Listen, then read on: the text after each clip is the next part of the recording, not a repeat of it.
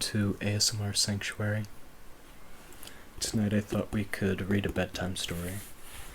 I have the casebook of Sherlock Holmes.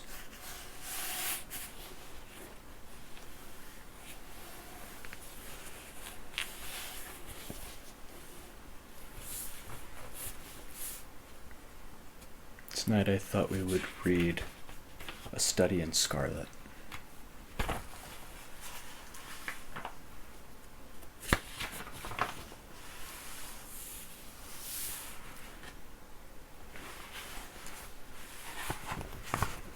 Here's our first chapter, titled Mr. Sherlock Holmes.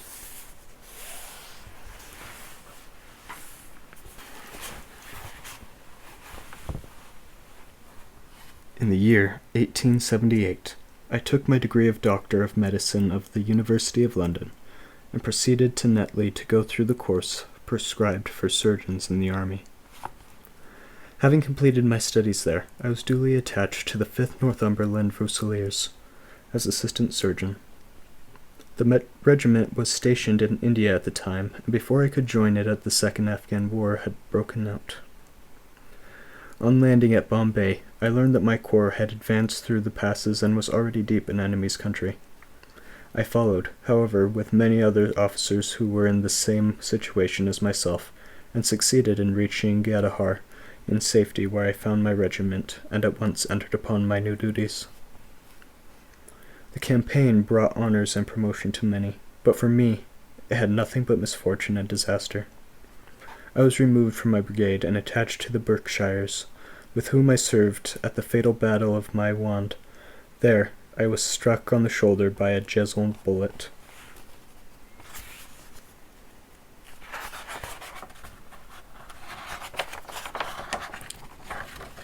Which shattered the bone and grazed the subclavian artery. I should have fallen into the hands of the murderous Ghazis, had it not been for the devotion and courage shown by Murray, my orderly, who threw me across a back horse and succeeded in bringing me safely to the British lines. Worn with pain and weak from the prolonged hardships which I had undergone, I was removed with a great train of wounded sufferers to the base hospital at Peshawar. Here I rallied and had already improved so far as to be able to walk about the wards, and even to bask a little upon the veranda, when I was struck down by an enteric fever that caused that curse of our Indian possessions. For months my life was despaired of, and when at last I came to myself and became convalescent, I was so weak and emaciated that a medical board determined that not a day should be lost in sending me back to England. I was dispatched accordingly on the troop ship Orontes, and landed a month later at Portsmouth Jetty, with my health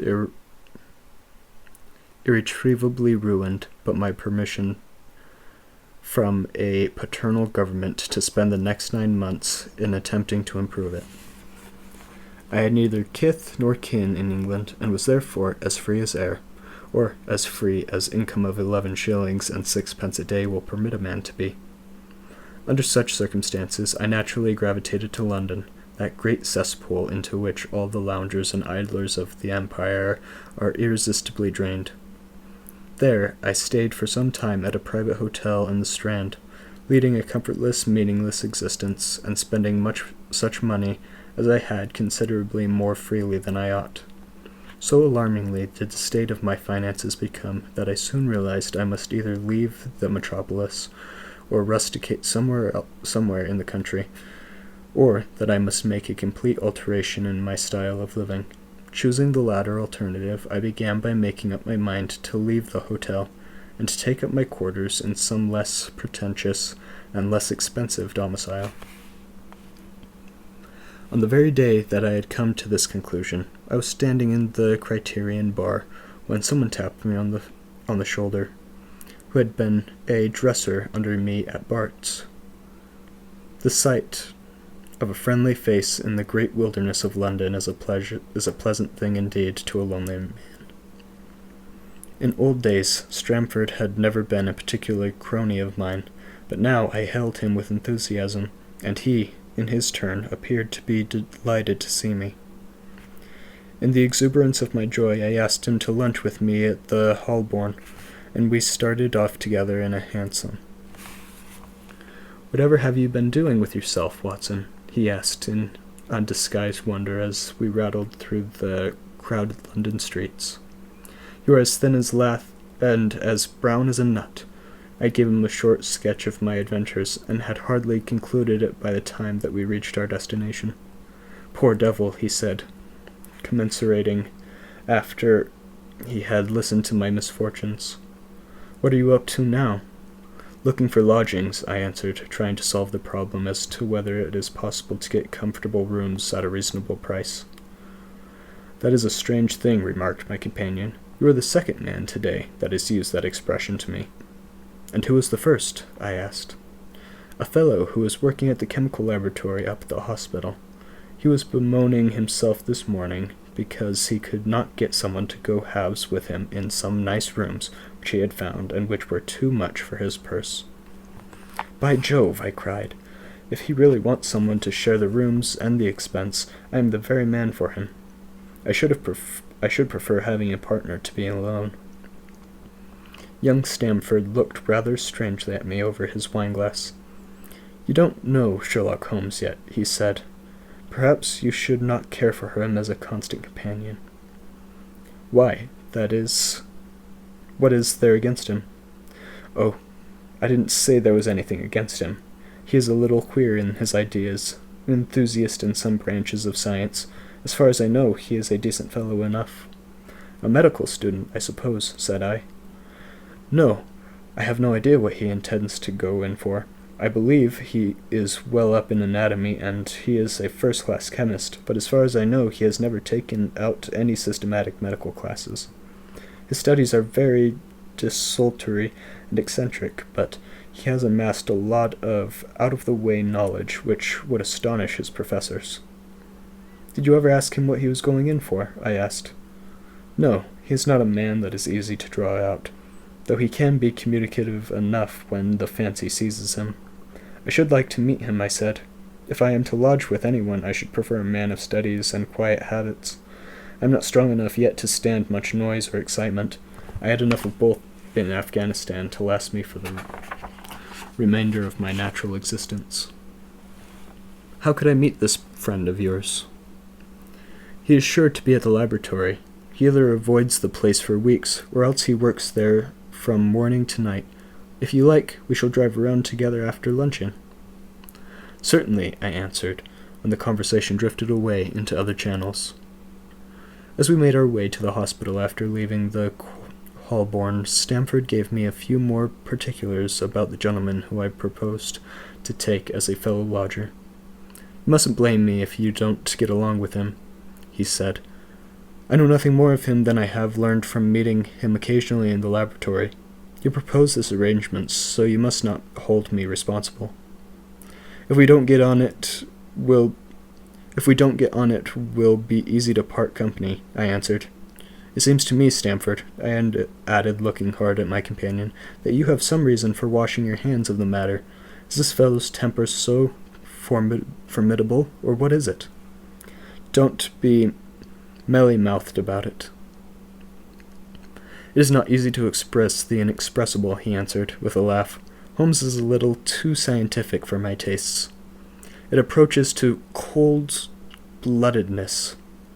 I could imagine his giving a friend a little pinch of the latest vegetable alkaloid, not out of malevolence, you understand, but simply out of a spirit of inquiry, in order to have an accurate idea of the effects. To him, justice. I think that he would take it himself with the same readiness. He appears to have a passion for definitive and exact knowledge. Very bright, too." "Yes, but it may be pushed to excess. When it comes to beating the subjects in the dissecting rooms with a stick, it is certainly taking rather a bizarre shape." "Beating the subjects?" "Yes, to verify how far bruises may be produced after death. I saw him at it with my own eyes." "And you say he's not a medical student?" No, heaven knows what the objects of his studies are. But here we are, and you must form your own impressions about him. As he spoke, we turned down a narrow lane and passed through a small side door which opened into a wing of the great hospital. It was familiar ground to me, and I needed no guiding as we ascended the bleak stone staircase and made our way down the long corridor with its vista of whitewashed wall and dun-colored doors. Near the further end, a low arched passage branched away from it and led to the chemical laboratory. This was a lofty chamber lined and littered with countless bottles. Broad, low tables were scattered about, which bristled with retorts, test tubes, and little Bunsen lamps with their blue, flickering flames. There was only one student in the room, who was bending over a distant table, absorbed in his work. At the sound of our steps, he glanced round and sprang to his feet with a cry of pleasure. "I found it! I found it!" he shouted to my companion, running towards us with a test tube in his hand. "I found a reagent which is precipitated by hemoglobin and by nothing else." Had he discovered a gold mine, greater delight could not have shone upon his features. "Dr. Watson, Mr. Sherlock Holmes," said Stamford, introducing us. "How are you?" he said, cordially, gripping my hand with a strength for which I should hardly have given him credit. "You have been in Afghanistan, I perceive." "How on earth did you know that?" I asked in astonishment. "Never mind," he said, chuckling to himself. "The question now is about hemoglobin. No doubt you see the significance of this discovery of mine." "It is interesting chemically, no doubt," I answered, "but practically." "Why, man, it is the most practical medico-legal discovery for years. Don't you see that it gives us an infallible test for bloodstains? Come over here now." He seized me by the coat sleeve in his eagerness and drew me over to the table at which he had been working. "Let us have some fresh blood," he said, digging a long bodkin into his finger and drawing off the resulting drop of blood in a chemical pipette. "Now, I add this small quantity of blood to a liter of water. You perceive that the resulting mixture has the appearance of pure water. The proportion of blood cannot be more than 1 in a million. I have no doubt, however, that we shall be able to obtain the characteristic reaction." As he spoke, he threw into the vessel a few white crystals, and then added some drops of a transparent fluid. In an instant, the contents assumed a dull mahogany color, and a brownish dust was precipitated to the bottom of the glass jar. "Ah, ha!" he cried, clapping his hands and looking delighted as a child with a new toy. "What do you think of that?" "Seems to be a very delicate test," I remarked. "Beautiful, beautiful. The old Guiacum test was very clumsy and uncertain. So is the microscopic examination for blood corpuscles. The latter is valueless if the stains are a few hours old. Now, this appears to act as well whether the blood is old or new. Had this test been invented, there are hundreds of men now walking the earth who would long ago have paid the penalty of their crimes." "Indeed," I murmured. "Criminal cases are continually hinging upon that one point. A man is suspected of a crime months, perhaps after it had been committed. His linen or clothes are examined and brownish stains discovered upon them. Are they blood stains, or mud stains, or rust stains, or fruit stains, or what are they? That is a question which has puzzled many an expert, and why? Because there are no reliable tests. Now we have the Sherlock Holmes test, and there will no longer be any difficulty." His eyes fairly glittered as he spoke, and he put his hands over his heart and bowed as if to some applauding crowd conjured up by his imagination. "You are to be congratulated," I remarked, considerably surprised at his enthusiasm. "There was the case of von Bischoff at Frankfurt last year. He would certainly have been hung had this test been in existence. Then there was Mason of Bradford, and the notorious Muller, and Lefrov of Montpellier, and Sampson of New Orleans. I could name a score of cases in which it would have been decisive." "You seem to be a walking calendar of crime," said Stamford with a laugh. "You might part a paper on those lines, call it to the police news of the past." Very interesting reading it might be made, too, remarked Sherlock Holmes, sticking a small piece of plaster over the prick of his finger. I have to be careful, he continued, turning to me with a smile, for I dabble with poisons a good deal. He held out his hand as he spoke, and I noticed that it was all mottled over with similar pieces of plaster and discolored with strong acids. We came here on business, said Stamford, sitting down on a three-legged stool and pushed another one in my direction with his foot. My friend here wants to take diggings, as you were complaining that you could not get one to go halves with you. I thought that I had better bring you together. Sherlock Holmes seemed delighted at the idea of sharing his rooms with me. I had my eye on a suite in Baker Street, he said, which would suit us down to the ground. You don't mind the smell of strong tobacco, I hope. I always smoke ships myself, I answered. That's good enough. I generally have chemicals about and occasionally do experiments. Would that annoy you? By no means. Let me see, what are my other shortcomings? I get in the dumps at times, and don't open my mouth for days on end. You must not think that I am sulky when I do that. Just let me alone, and I'll soon be all right. What have you to confess now? It's just as well for two fellows to know the worst of each other before they begin to live together. I laughed at this cross-examination. I keep a bull pup, I said, and object to Rose because my nerves are shaken and I get up at all sorts of ungodly hours and am extremely lazy. I have another set of vices when I'm well, but those are the principal ones at present. Do you exclude violin playing in your category of Rose? He asked anxiously. It depends on the player, I answered. A well-played violin is a treat for the gods, a badly played one. Oh, that's all right, he cried with a merry laugh. I think we may consider the thing as settled, that is, if the rooms are agreeable to you. When shall we see them? Call for me here at noon tomorrow, and we'll go together and settle everything, he answered. All right, noon exactly, said I, shaking his hand.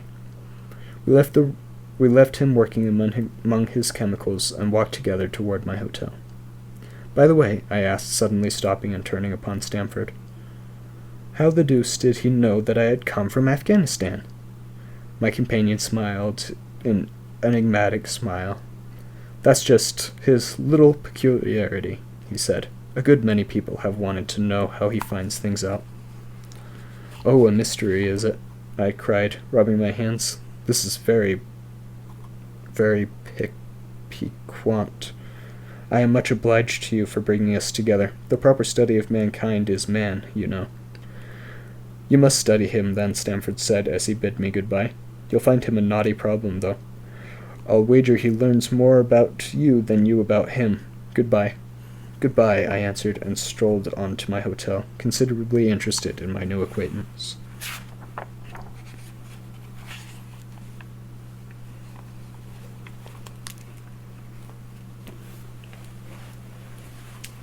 That was Chapter 1 of A Study in Scarlet. It's the introduction to the meeting of Sherlock Holmes and Watson. It's a story most of us probably already know, but it's one of my favorites. Well, see you next time for Chapter 2.